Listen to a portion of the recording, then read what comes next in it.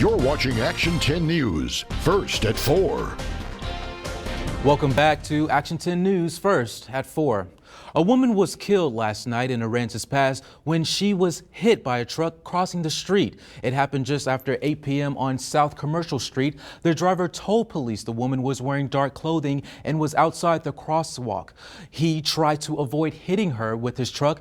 The driver ended up striking the 47-year-old. He went up to help her, but she died from her injuries. Investigators say the man will not face any charges at this time because he had the right of way. And so far, tests show he was not impaired. At least 12 people are dead after a plane crash in the country of Kazakhstan. But there were also dozens of survivors. Cindy Palm reports.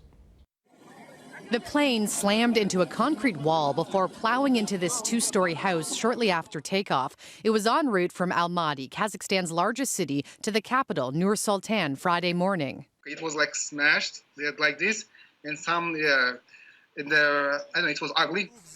98 people were on board the Bek Air flight, and dozens managed to survive. One rescue worker carried a small baby away from the crash scene. Kazakhstan's deputy prime minister says the plane's tail hit the runway twice during takeoff, indicating it struggled to get off the ground. Aviation authorities suspended all flights from the low-cost carrier and all models of the Fokker 100 aircraft as they investigate whether technical issues or pilot error caused the crash. I think that this is possibly due to icing, and this airport is known for icing conditions.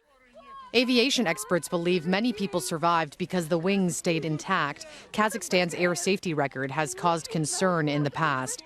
In 2009, the European Union banned all but one Kazakh airline from operating in the bloc because it failed to meet international safety standards. The ban was only lifted in 2016. Cindy Palm, CBS News. Police in Austin are looking for a 4-year-old boy who they say was abducted by his mother. The Travis County Sheriff's Office issued a regional Amber Alert for Martison Ellis Harp. They were last seen in a dark green Ford Fusion with Texas plates LGV3638. A regional Amber Alert is issued when it's believed the child and abductor are still in the area. Anyone with information are asked to call police. Video was just released showing New York police officers rescuing a man from a house. Take a look. I got you, man, sir. Yo, I got a guy down here. Anybody else inside, sir? Anybody else inside? This happened on Monday. Officers located the victim inside the smoke-filled home and brought him to safety. Officers Albert Trotter and Jessica Arubla labeled as heroes for their life-saving actions.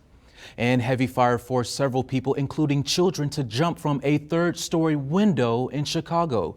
Take a look. As many as 8 people can be seen here jumping for their lives. Chicago firefighters rushed to get a ladder up to reach them. The flames spread to the back of the building, blocking exits and chasing people out the window. Fortunately, no injuries were reported and no word what started the fire.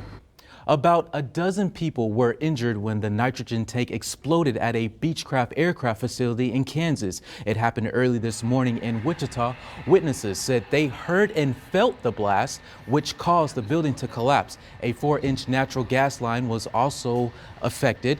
No word just yet on the current conditions of those injured. The cause of the blast is still under investigation. And a large home built more than 100 years ago goes up in flames. Aerial video shows flames coming out of the roof of the mansion in Concord, Massachusetts. Firefighters shot water at those flames and from several angles. Property records show that the home was built in 1897 and is appraised at nearly $3 million. New York City is getting ready for the biggest party of the year, New Year's Eve in Times Square. Preparations begin for an unforgettable evening, and here's Johnny Fernandez with more. Security will be tight for New Year's Eve in New York City's Times Square. Times Square is probably going to be the safest place on the planet Earth on New Year's Eve. An army of NYPD, federal and state officers will be on patrol, mostly in uniform, some in plain clothes, others with bomb-sniffing dogs. And while we have all these resources on the ground, our aviation unit will be overhead, surveying rooftops and ensuring the crowds are safe. City officials expect at least 1 million revelers in Times Square on New Year's Eve. Everyone going in will go through a security screening.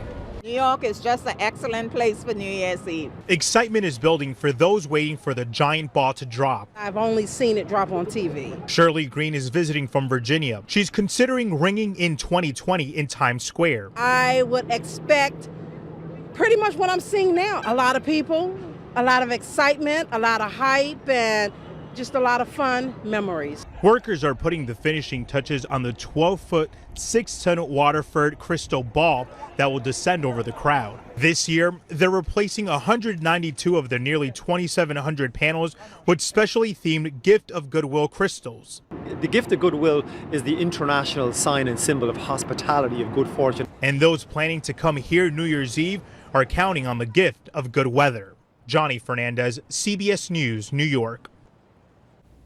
And back here in studio, let's get a check with Chief Meteorologist Sharon Ray. Now, it looks like we're seeing some warmer weather. Yeah, you know, it's pretty nice for late December. Yes. I mean, we hit into the 70s today, and we are going to see more of that tomorrow before we cool a little bit on Sunday. We've also seen some of that fog. It's been hanging off the coastline over the water, and you can kind of see it here in the distance, but over Corpus Christi, it's sunny right now.